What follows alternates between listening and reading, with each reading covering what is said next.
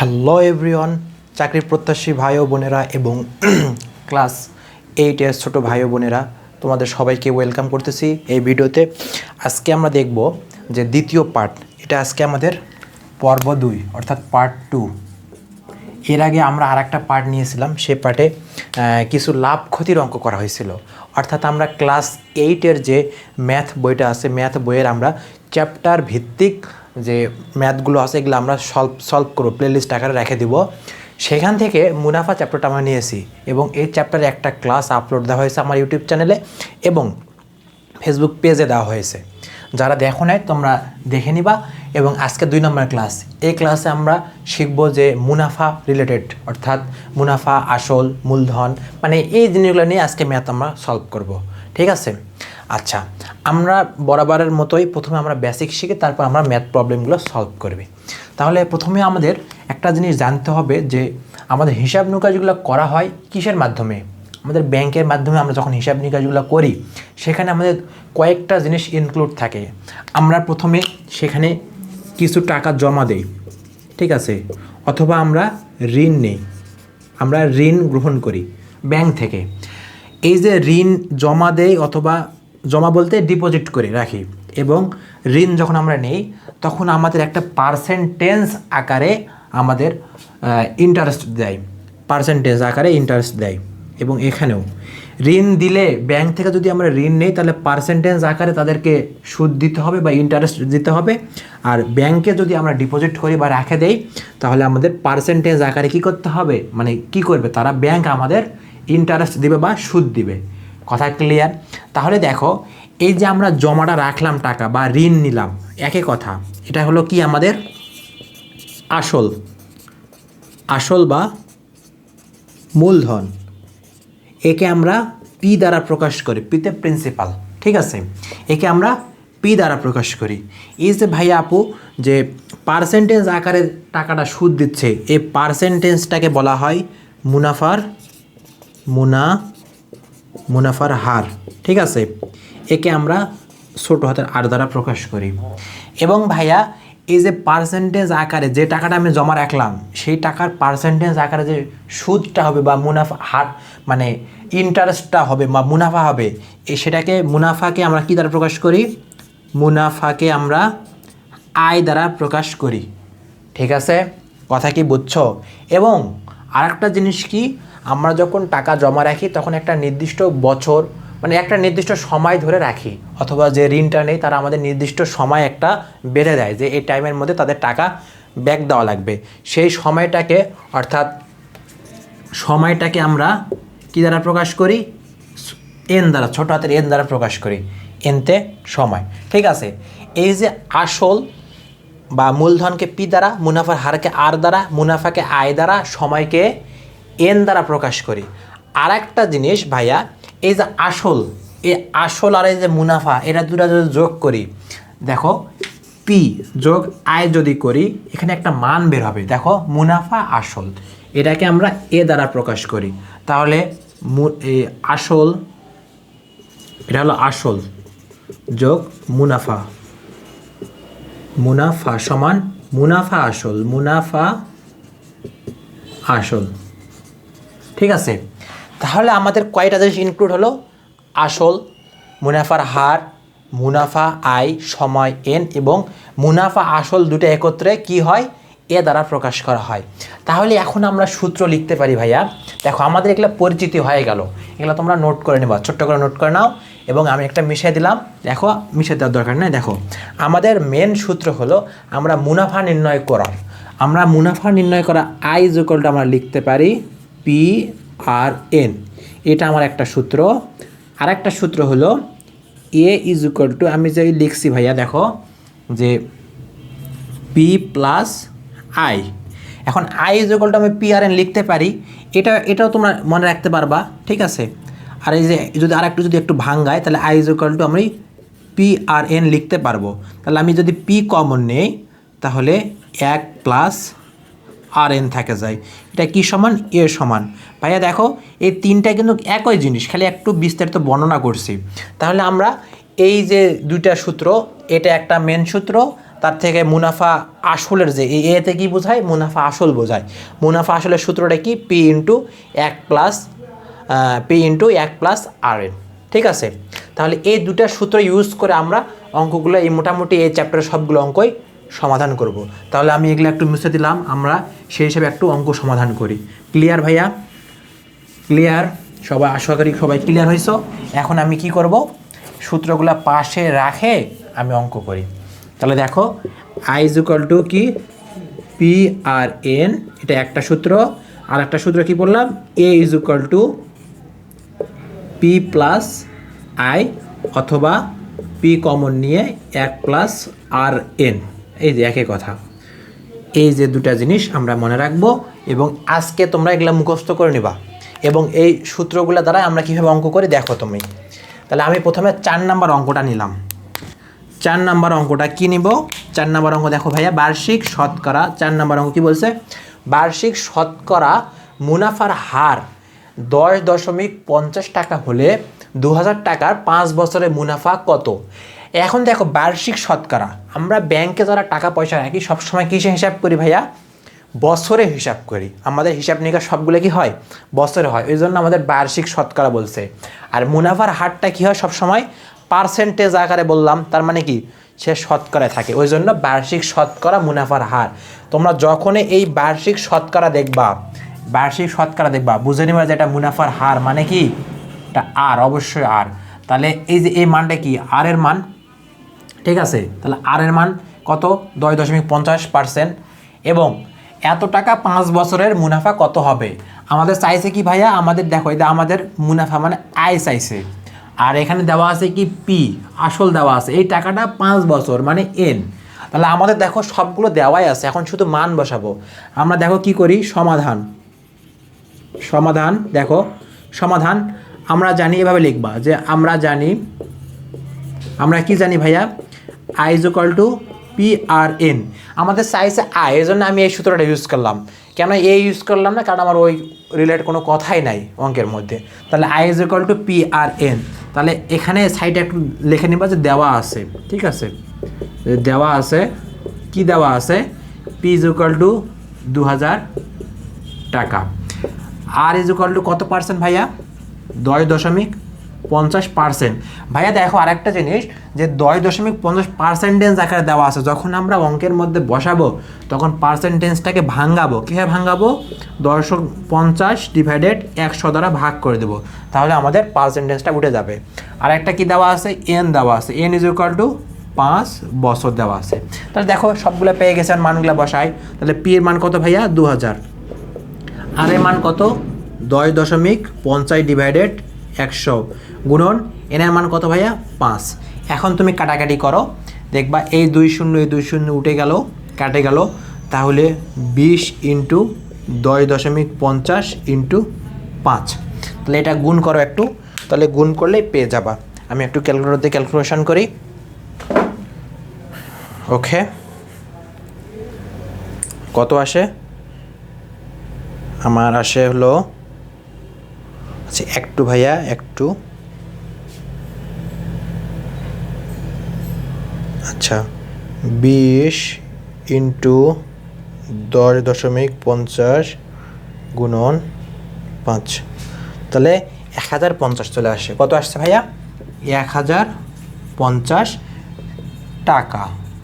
এটা কি ভাইয়া, আমাদের মুনাফা বের হয়েছে। তাহলে অতএব লিখবা যে অতএব নির্ণয় মুনাফা 1050 টাকা। ক্লিয়ার? তাহলে দেখো 4 নাম্বার অঙ্কটা সব আমাদের দেওয়া আছে, শুধু মানগুলা বসাই নিলাম, একটু টেকনিক ফলো করলাম। কি, পার্সেন্টেজ আকারে দেওয়া থাকে সবসময় মুনাফার হার, সেটাকে আমি 100 দ্বারা ভাগ করে ভাঙ্গাই নিলাম পার্সেন্টেজটাকে, আর ভাঙ্গাই নিয়ে আমাদের মান বসাতে হয় সূত্রের মধ্যে। তাহলে ক্লিয়ার? তাহলে 4 নাম্বার আমাদের ক্লিয়ার হলো, আমি মিশিয়ে দিলাম। ঠিক আছে, এখন দেখো যে 5 নাম্বারে কি বলছে। 5 নাম্বারে বলছে আমাদের যে বার্ষিক শতকরা মুনাফা 10 টাকা থেকে কমে 8 টাকা হয়েছে। তাহলে অবশ্যই আমি 5 নম্বর দেই ভাইয়া, সমাধান করি। 5 নম্বর সমাধান, সমাধান কত দেখো দেওয়া আছে, কি দেওয়া আছে, দেওয়া আছে, এবং সাইডে লিখে নেবা। দেখো মুনাফা 10 টাকা থেকে কমে 8 টাকা হয়েছে। তাহলে মুনাফার মানে, মুনাফা বলতে বার্ষিক শতকরা মুনাফা, মানে মুনাফার হার, আর এর মান কত হয়েছে, কমে 10 টাকা থেকে কমে 8 টাকা মানে 2%, ঠিক আছে। তাহলে এটাকে যদি ভাঙায় আমাদের কত হবে ভাইয়া, 2/100। তারপর দেখো 3000 টাকা মানে এটা কি, অবশ্য আসল। 3000 টাকাটা কি ভাইয়া, আসল মানে পিতে প্রিন্সিপাল বা আসল। আর 3 বছর, তার মানে এন এর মান কত, 3 বছর।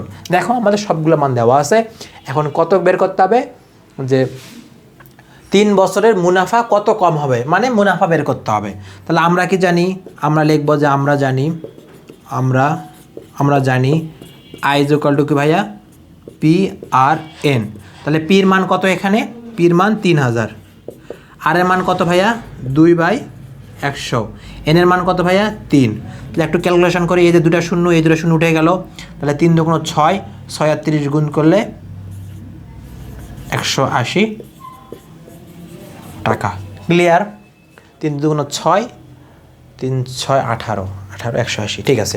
দেখো এটা আমার কি ভাইয়া 5 নম্বরের।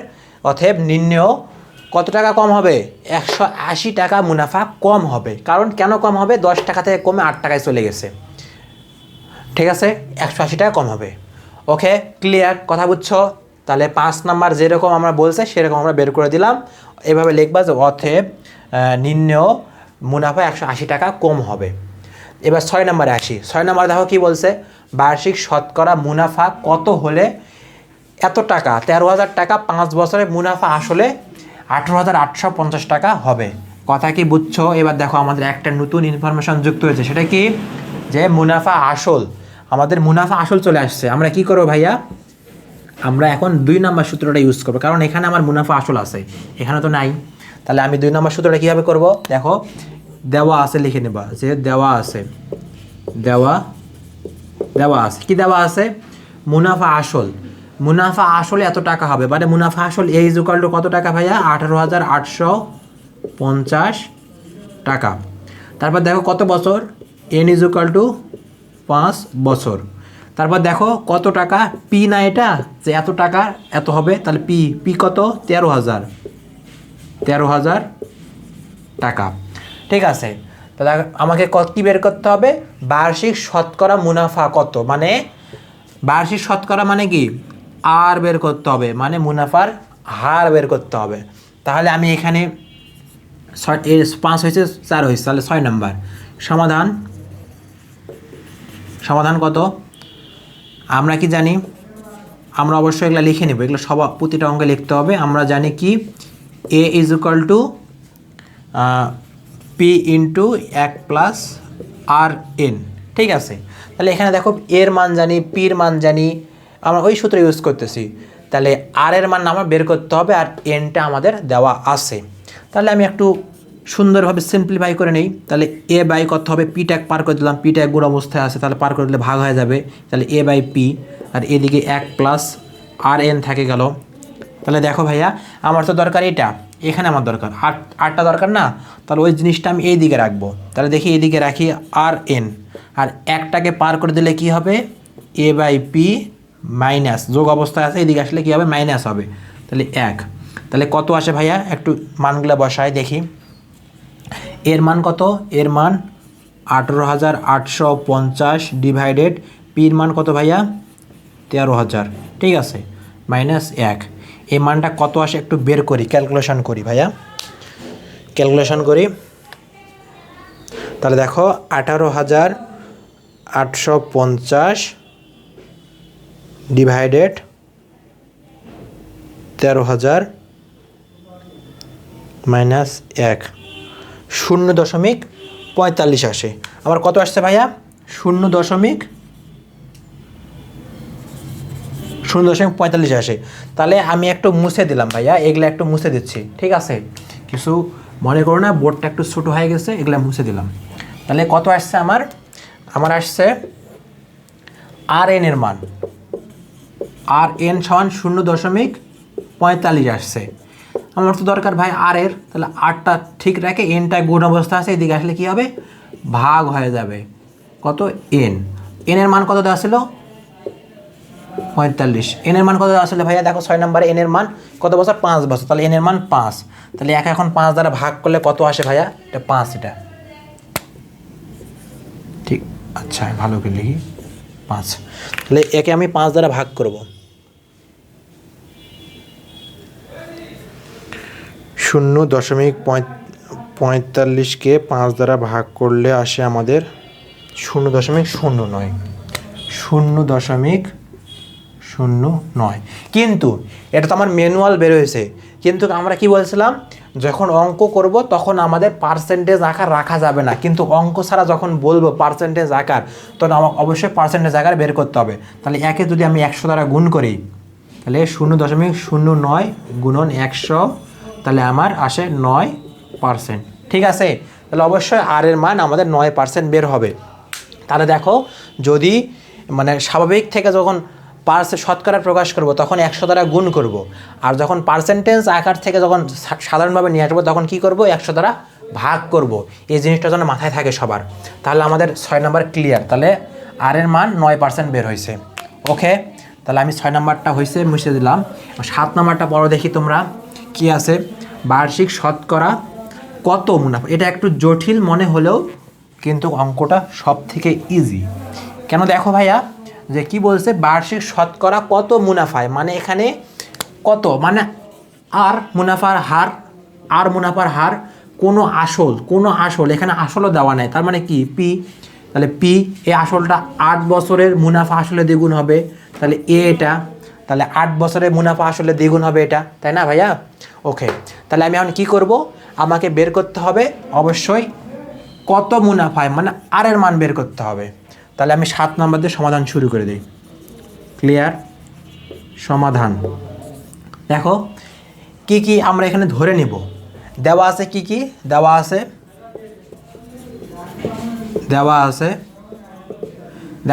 সময় n সমান কত দেওয়া আছে, 8 বছর।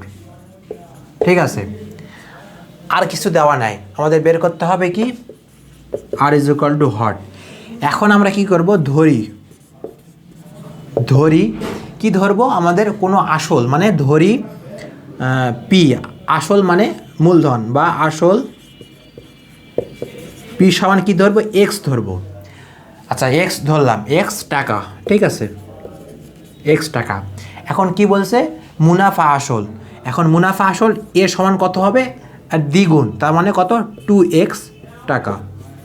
ঠিক আছে, তাহলে পি পেলাম, এ পেলাম, এন আছে, তাহলে এখন আমাকে কি বের করতে হবে, আর বের করতে হবে। তখন ওই সূত্র আমি ইউজ করব। এখন আমি কি করব, আমরা জানি a = p × 1 + rn। এখানে আমি মানগুলো বসাবো। দেখো ভাই, এখানে বলছে যে কোনো আসল বলতে আমার আসলটা দেওয়া নাই, আমি ধরে নিলাম যে আসলের মান এক্স, যেহেতু দেওয়া নাই। এখন কি বলছে, আসলের দ্বিগুণ কি, মুনাফা আসল। তাহলে আসলের দ্বিগুণ মুনাফা আসল, তাহলে a = 2x লিখে নিলাম। আমার হিসাব ক্লিয়ার, আমি সব পেয়ে গেলাম। এখন আমি মানগুলো বসে দেব, যে এর মান কত, 2x, আর এখানে পির মান কত, x, তাহলে 1.rn। ওই আগের মতোই সমাধান করব। দেখো এখানে আমি এক্সটা পার করে দেবো, তাহলে 2x/x সমান 1 + rn। দেখো এখানে একটু লিখি, দেখো তাহলে x কি হবে, কাটা চলে যাবে, থাকবে কি 2, তাহলে বা 2, আর এই একটা এদিকে পার হয়ে আসে কি হবে, -1 হয়ে যাবে, সমান rn। তাহলে দেখো ভাইয়া, 2 থেকে 1 বাদ দিলে 1, আমার দরকার কি r, তাহলে r কে এই সাইডে রাখবো, তাহলে n কে এদিকে পার করে দেবো, তাহলে 1/n হয়ে যাবে। তাহলে n এর মান কত, দেওয়া আছে ভাইয়া, 8 বছর, তাহলে 1/8, আর 1/8 মানে কত, একটু ক্যালকুলেশন করি, 1/8 সমান 0.125, 0.125। এই যে তখন বললাম যে আরে মানে এরকম রাখা যাবে না, তাহলে একে কী করতে হবে, 100 দ্বারা গুণ করতে হবে। 100 দ্বারা গুণ করলে দেখবা যে 12.5 চলে আসে, 12.5। এটা কি ভাইয়া, পার্সেন্টেজ আকারে চলে আসছে। তাহলে আমাদের ইজিলি ভাবে দেখো, আমাদের এই ম্যাথটা সলভ হয়ে গেল। তাহলে আমাদের যখন বলবে যে কত মুনাফায় কোনো আসল, মানে মান যদি না দেওয়া থাকে সেটা আমি ধরে নিব, তাহলে এক্স ধরে নিছি, এবং আসল দ্বিগুণ, তাহলে আসলের দ্বিগুণ হলে মুনাফা আসল সমান 2x লেখা যায়। লিখলাম, যা আছে সব লিখলাম, লিখে সূত্রের মধ্যে মান বসে দিলাম। তাহলে দেখো একটা জিনিস যে আমাদের এই দুইটা সূত্র ছাড়া অন্য কোনো কিছুই লাগতেছে না, এবং এই দুইটা সূত্রতেই আমরা ম্যাথগুলো সলভ করতে পারতেছি। আর ভাইয়া এগুলো যদি তোমরা ঐকিক নিয়মে করতে চাও বা করো, তাহলে মানে কোনোটা অঙ্ক ছোট হবে আবার কোনোটা বড় হবে, মানে প্যাচ লেগে যাবে, কোনটা কীভাবে করব ঠিক মানে বলতে পারবো না। এজন্য আমি সবগুলো অঙ্ক তোমাদের এই সূত্রের মাধ্যমে করে দেওয়ার চেষ্টা করতেছি, কারণ এক নিয়মে যখন অঙ্কগুলো করবা তখন দেখবা যে যে কোনো অঙ্কই আসুক না কেন তুমি ওই নিয়মটা ফলো করে করবা, হয়ে যাবে, মানে সোজা মনে হবে। আর যখন বিভিন্ন অঙ্ক বিভিন্ন নিয়মে করবা, 2-3টা নিয়মে করবা, তখন দেখবা যে এই অঙ্কটা এই নিয়মে করবো না ওই নিয়মে করবো, তখন ভেজাল পাকে যাবে। কথা ক্লিয়ার, বুঝছো? তাহলে আজকের ভিডিওতে এই পর্যন্ত থাক। নেক্সট পর্বে আমরা বাকি অঙ্কগুলো সলভ করব। তোমরা টেনশন নিও না, তোমাদের সবগুলো অধ্যায় আমি এভাবে সলভ করে দেবো, এবং সেগুলো প্লেলিস্ট আকারে আমার চ্যানেলে পাওয়া যাবা। এবং ফেসবুক পেজ আছে, ফেসবুক গ্রুপ আছে, তোমরা ফেসবুক গ্রুপে জয়েন দিবা। ফেসবুক গ্রুপে জয়েন দিলে হবে কি, তোমাদের কোনো প্রবলেম হলে তোমরা সেখানে বলতে পারবা, এবং সেখানে পোস্ট দিলে আমি সেখান থেকে সলভ দেওয়ার চেষ্টা করবো, এবং আমার টিমও আছে তারাও সলভ দেওয়ার চেষ্টা করবে। ঠিক আছে? কথা কি বুঝছো? কথা অবশ্যই বুঝছো, না হলে কমেন্টে জানাই দেবা। আর দেখো কোনো ভুল ত্রুটি যদি হয়ে থাকে অথবা বুঝতে কোনো সমস্যা হয় তাহলে কমেন্ট করো মানে কমেন্ট বক্সে। তো পরে ক্লাস পর্যন্ত অপেক্ষা করো। ভালো থাকো, সুস্থ থাকো। আল্লাহ হাফিজ, আসসালামু আলাইকুম।